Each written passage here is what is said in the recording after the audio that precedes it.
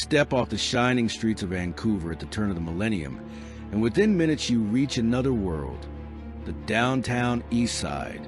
Neon flickers over alleys drowned in rain, where posters of missing women sag on telephone poles, their faces blurred by time and weather. The city keeps moving, polished and indifferent, while mothers pin fresh flyers over the faded ones.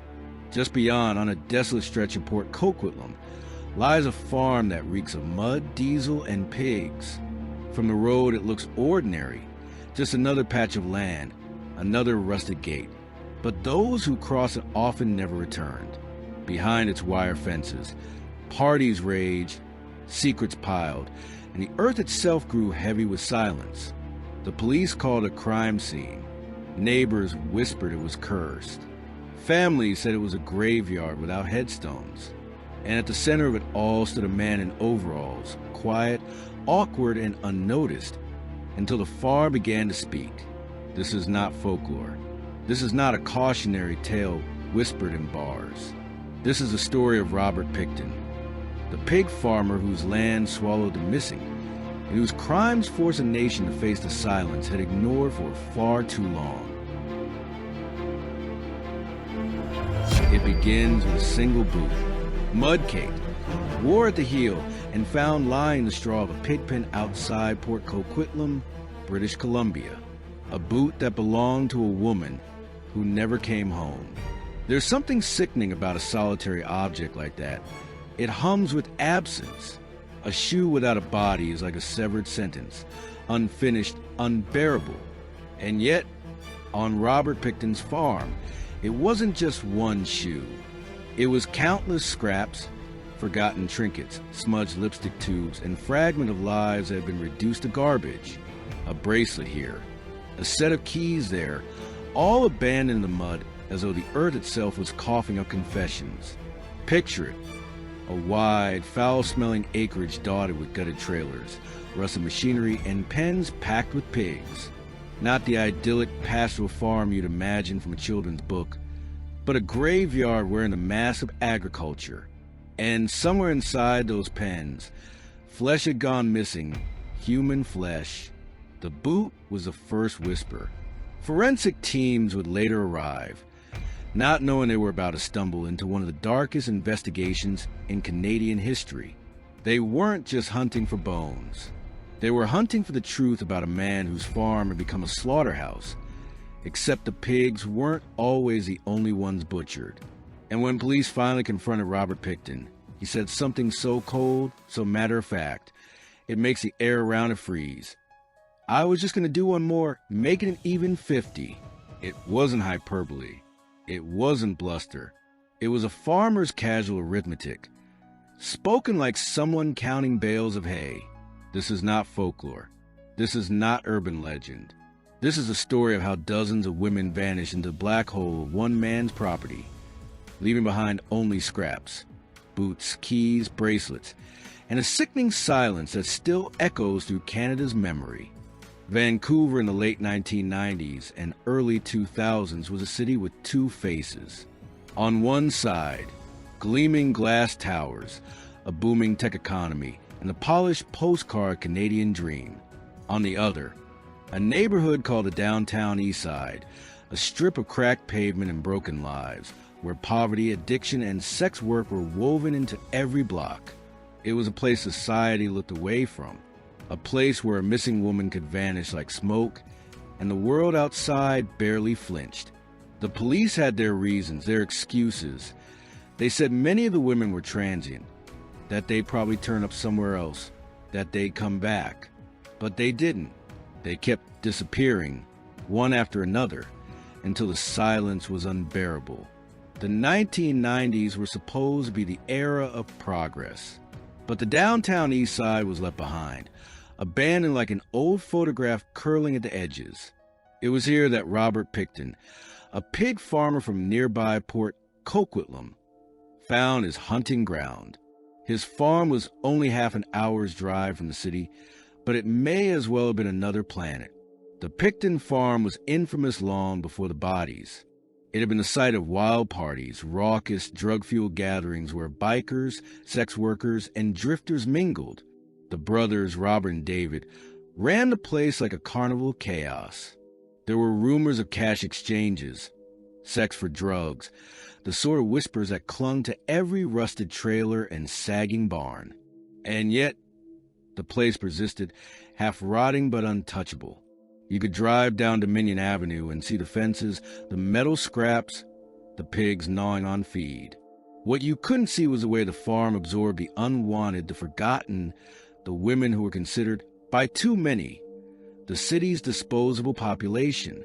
It was an environment built perfectly for someone like Pickton, hidden, insulated, and guarded by the indifference of the wider world. And the world did turn away. Vancouver's polished skyline sparkled as women kept vanishing from Hastings Street. The contrast was obscene. Luxury condos on one end, missing posters curling on telephone poles on the other.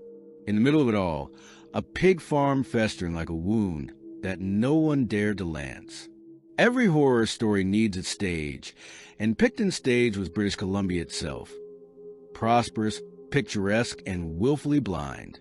A city distracted by its own progress, a farm concealed by filth, and in between, dozens of women erased, as if their absence mattered less than the smell of pigs drifting across the Fraser River Valley. Robert William Pickton. Just saying the name feels like chewing gravel. He wasn't the kind of villain who arrived draped in menace. No dramatic cape, no sinister glare. No! He was quiet, awkward, a man who shuffled more than he walked. The kind of guy who seemed harmless, almost pitiful. And that was his camouflage. Born in 1949, Pickton grew up on the very farm that would later become his hunting ground. His childhood was a swamp of decay and cruelty. His mother, Louise, was said to be domineering, a woman who loved her pigs more than her children.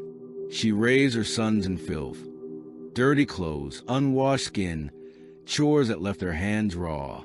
Imagine being forced to wade waist-deep through animal muck before school, then showing up reeking of it.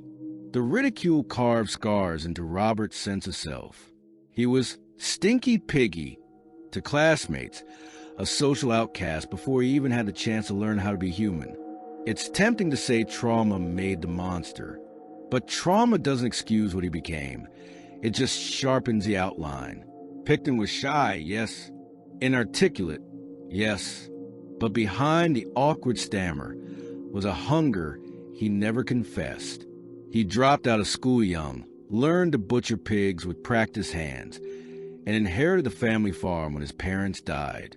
The land was already a wasteland by then, and Robert seemed to merge with it, dirty, chaotic, neglected. To outsiders, he was a strange pig farmer who wore blood-stained clothes, reeked of manure, and drove a rickety truck into town. But that image hid something darker. He didn't need to prowl city streets like a cinematic predator. He simply opened the gates of his farm, threw parties that attracted the vulnerable, and waited. He didn't chase prey. Prey came to him. The people who met him described him with a mixture of disgust and disbelief. Some say he was painfully awkward, unable to hold a conversation. Others say he had moments of startling confidence, almost cocky when boasting about his wealth or his farm. He was both invisible and unforgettable, forgettable in demeanor, unforgettable in damage. And here's the part that still shreds the nerves. He blended. Police saw him. Neighbors saw him. Social workers, acquaintances, even the women themselves saw him. And nobody stopped him. Maybe it was his awkwardness. Maybe it was his filth. Maybe it was because society had already written off the women he targeted. But Robert Pickton became the kind of predator who didn't even need to hide in the shadows, because the shadows were handed him on a platter. It didn't start with flashing lights or police raids. It started with silence. The kind of silence that creeps into a community when someone goes missing and nobody comes looking.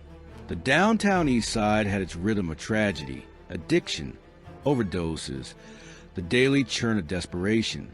But in the late 1990s, a different rhythm began to beat underneath. The vanishing. Women, mostly indigenous, mostly poor, women who walked the streets of Hastings and Cordova, started disappearing in unsettling numbers. They weren't drifting away, they weren't skipping town, and deep down, the community knew it. One by one, friends simply didn't come back. Rooms sat empty. Children waited for mothers who never returned. The police brushed it aside. Transient population, they said. High-risk lifestyle. They labeled absence as choice. And so the first disturbance wasn't just the women disappearing.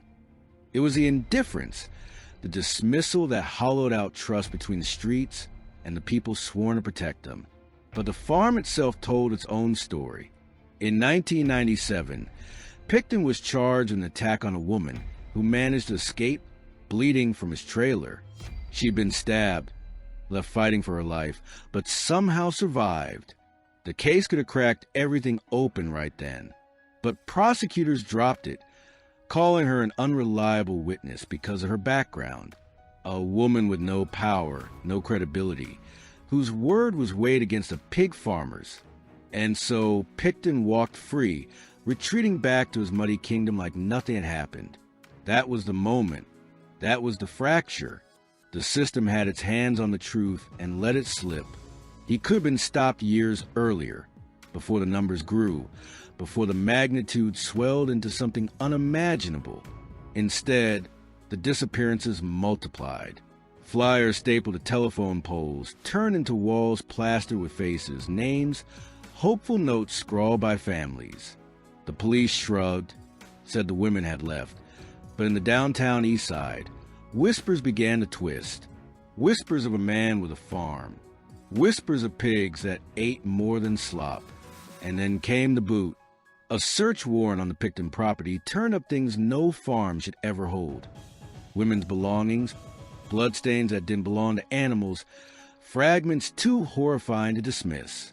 The silence of the streets was suddenly matched by the silence of the soil, a silence packed with bodies, waiting to be uncovered. The first disturbance wasn't a thunderclap. It was the quiet horror of realizing that the missing weren't just lost. They had been delivered, one by one, into the belly of a farm that devoured them whole. By the early 2000s, the case had grown so grotesque that rumor felt more reliable than official reports. People in the Downtown Eastside whisper with a kind of conspiratorial dread. The pig farmers taking them. It sounded too obscene to be true, almost like a ghost story traded on street corners. But for families waiting for their daughters, sisters, mothers, it wasn't folklore. It was the only explanation that made sense. And here's where the mystery deepened. The farm itself had become a character in the nightmare. Police raided it in 2002 looking for firearms. But what they walked into was a carnival of evidence. Dozens of investigators combed through filth, trailers, freezers, pig pens, and piles of debris so immense it took years to sift through. They found women's clothing, purses, ID cards, scraps of human remains mixed with animal bones. Forensic experts had to invent new techniques just to separate what was pig from what was human. The crime scene stretched across barns, fields, and even the slaughterhouse itself. It was as if the land had absorbed screams, and only through digging could they be heard. But there was something else, something that made the case feel like staring into a funhouse mirror. Contradictions everywhere. The number of victims? Nobody could agree. The timeline of deaths? Blurred by police neglect. Pickton's own statements? A toxic stew of confession, denial, and twisted bragging.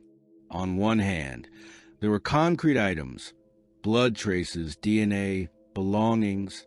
On the other, there were gaps wide enough to swallow truth whole.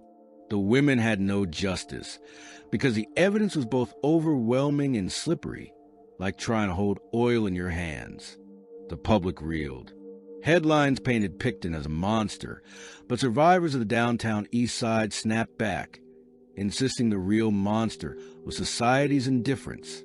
How had this gone on for so long? How had so many women vanished without urgency? The police were forced to admit what everyone already knew, that the disappearances weren't random, that someone had been targeting the vulnerable, and that they'd ignored the warnings. And still, the picture of Pickton himself was bizarrely unfocused. Was he a calculating predator? Or was he a pathetic, bumbling man-child who barely tied his own shoes? The contradiction gnawed at investigators. How could someone so unremarkable orchestrate something so horrific? The deeper they dug, the stranger it got. Evidence everywhere, and yet no clear map. A farm bloated with secrets, a man who spoke in riddles of his own crimes, an entire city forced to admit that his forgotten neighborhood had been screaming for years, and no one listened. Imagine investigators trying to untangle a spider web while standing in the middle of a pigsty. That's what the Pickton case became: chaotic, filthy, endless strands of horror knotted together. The farm was so contaminated with human and animal remains that it wasn't just a crime scene, it was a forensic apocalypse. Every square inch seemed to whisper, someone died here. The RCMP set up what became one of the largest crime scene investigations in Canadian history. Excavators clawed through dirt. Specialists sifted through buckets of soil, literally 1 teaspoon at a time, trying to extract fragments of bone, teeth, and DNA. They spent years combing through rubble. Entire barns were dismantled and shipped to labs. It was grotesque archaeology, a dig site where the artifacts weren't relics of ancient civilizations, but echoes of lives stolen just a few years earlier. And yet, even with all this evidence, the investigation stumbled under the weight of its own contradictions. Pickton bragged to an undercover officer that he had killed 49 women, but the charges he faced were for far fewer, because the evidence was too scattered, too degraded to stick. Some remains have been processed through meat grinders, others lost in pig feed. Detectives had fragments of DNA from dozens of women, but no clean narrative to tie them all to man sitting in custody. Theories swirled like vultures. Some believed Pickton had accomplices, his brother, associates, party-goers who drifted through the farm. Others whispered that biker gangs or drug traffickers had ties to the place, that the farm was less a lone wolf's lair and more a dumping ground for a wider criminal network. None of it was ever proven, but the suspicion clung stubbornly.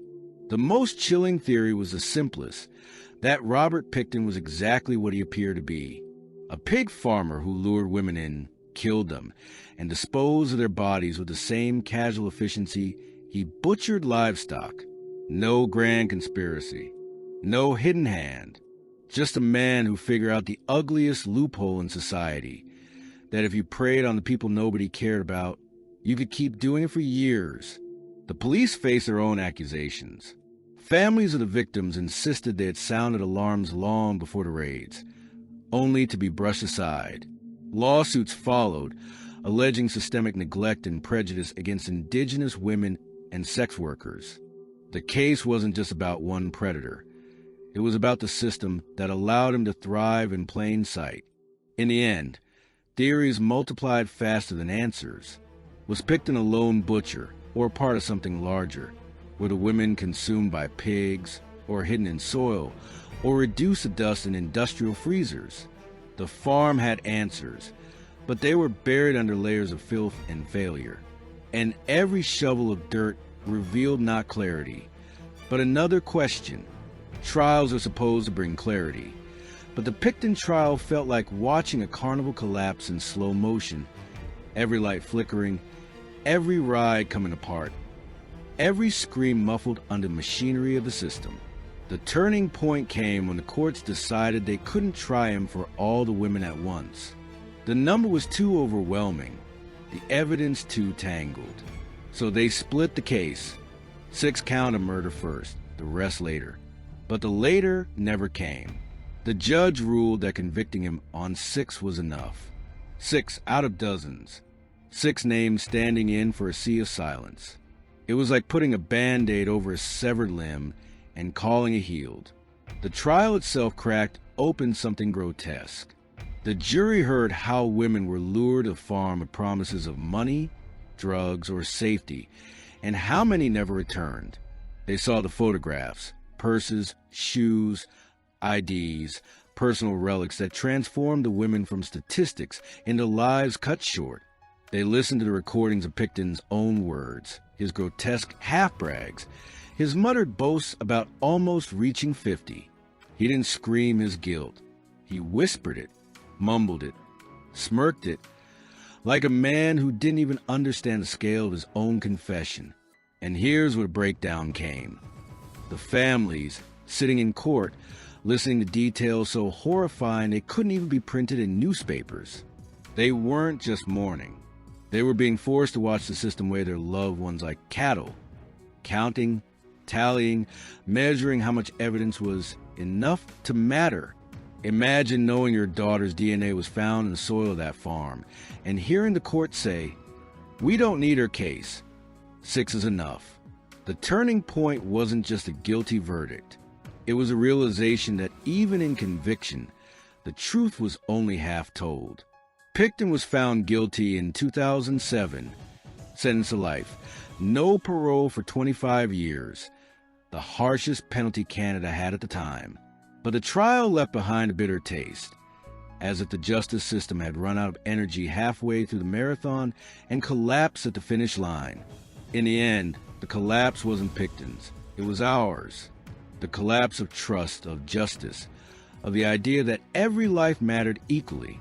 6 names engraved in the books, and dozens left floating like ghosts, waiting for someone to say them out loud. So here's the official story. Robert Pickton is serving life, locked away, the so-called worst serial killer in Canadian history. 6 convictions, a maximum sentence. Case closed. But the official story is never the whole story. It's just a version written neatly enough to file away in court archives. What about the women who were never counted? The ones whose DNA was found in microscopic flecks on the farm, but whose names never appeared in the verdict? What about the whispers of accomplices? The suspicions that Pickton wasn't acting alone, that maybe others came to those parties, used that land, and never saw consequences. Even the numbers gnaw at the mind. Pickton boasted of 49. Investigators believed the number could be higher. The jury only got 6. Somewhere between 6 and 50 lies a true body count, suspended in a legal purgatory where no one can or will name it. That gap is its own kind of horror, a void where human beings vanish into statistics, paperwork, and silence. And then there's the meat grinder theory. The rumors so grotesque it sounds like tabloid fiction, except forensic teams actually found remains processed in machines meant for livestock. There were whispers that meat from the farm may have entered the local food supply, that traces of human flesh might have been mingled with pork. Officials denied it, of course. They had to. The alternative would break the city's mind. But the fact remains, the possibility exists. Resolution? It's a cruel word in this context. The families didn't get closure. They got compromise. The victims didn't get justice. They got partial recognition. And the public didn't get answers. They got headlines and half-truths. The lingering questions remain, haunting every retelling. How many women really vanished into that farm? How many warnings were ignored? How many lives could have been saved if that 1997 charge had stuck? If the police had listened earlier, if society had cared sooner? And perhaps the most chilling question of all, was Robert Pickton truly a singular monster, or just the one who got caught, the one who couldn't hide his mess forever? Resolution never came. What we have instead is a legal full stop that feels more like an ellipsis, a sentence unfinished, a boot without a body, a farm still echoing with unanswered screams. When the trial ended, the farm didn't. It lingered like a scar across British Columbia. The government fenced it off, demolished structures, tried to erase the stench. But you can't bulldoze memory. Every shovel of dirt had been sifted by forensic teams, every square foot turned over, and still, fragments remained, tiny reminders that the ground itself had been fed with despair. For the families, the aftermath was a bitter education. They learned that justice is rationed, portioned out in courtroom scraps, and that love doesn't count as evidence. They formed support groups, held vigils, and demanded answers that would never come. Many mothers and sisters aged decades in the span of a few years. Their grief calcified into activism. They wanted people to remember the women not as victims, but as daughters, friends, mothers, lives with weight beyond the headlines. For Canada, the legacy was humiliation. A national inquiry revealed systemic negligence, police ignoring missing persons reports, failing to connect patterns, dismissing Indigenous women as if their lives were worth less.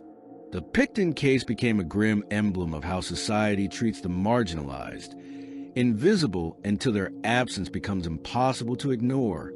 The words "missing and murdered Indigenous women" became not just a movement, but a damning reminder of how many lives had slipped through the cracks long before Pickton ever picked up a knife. Laws changed, policies shifted, police forces were forced to confront their failures, at least on paper. But change is slow, and memory is quicker to fade. Ask most Canadians today about Pickton, and you'll hear the same shorthand. The pig farmer, the monster, the man who fed women to animals. But the true legacy isn't him. It's the women he erased, and the indifference that let him do it. And what of the farm? The land has been sanitized, stripped, paved over with attempts at forgetting. But anyone who's read the reports, who's seen the photographs of the excavation, knows that soil doesn't forget. If you stand there today, you might not see a trace of the horror, but the ground knows. And that is a legacy. A field in Port Coquitlam where pigs once squealed, and beneath their feet, silence grew fat on the bones of forgotten. What do we do with a story like this? Do we shove it in a drawer labeled "monster," dust our hands, and walk away? That's tempting. It makes us feel clean. But the truth of Robert Pickton doesn't sit neatly in a file. It spills out, it stains. It forces us to look at the places we'd rather not. Because this wasn't just one man's brutality. It was a mirror. Pickton's farm was the ugliest reflection of how society decides whose lives matter. The women weren't invisible because they vanished. They were invisible long before. He didn't invent neglect, he exploited it. He thrived in the blind spot, where poverty, addiction, and discrimination made the perfect camouflage. Think about that number again. 6 convictions, 49 boasts, dozens of names left unspoken in court. Justice, we're told, is blind. But in this case, justice wasn't blind, it was looking away. Looking away until it couldn't anymore. And so here we are, left with a riddle that will never be solved. How many women disappeared into that farm? What exactly happened to them in those barns, those trailers, those pens? Some questions aren't unanswered. They're unanswerable. The horror of Pickton is not that he was inhuman, but that he was too human. Ordinary, pathetic, even a man who stank of pigs and failure, who never learned how to be loved. Evil didn't come dressed as a demon. It came as a pig farmer in overalls, hiding in plain sight, and it worked. The final reflection isn't about him. It's about us. About the cost of indifference. About what happens when missing posters become wallpaper, when families screaming for help are met with shrugs, when the poor and marginalized are left to vanish without consequence. Robert Pickton is locked away. But the silence that fed him, that silence is still out there, waiting for its next meal. Hello, everyone, and thank you so much for listening. As usual, please leave any comments or feedback you may have, and I hope to see you all again in the next case.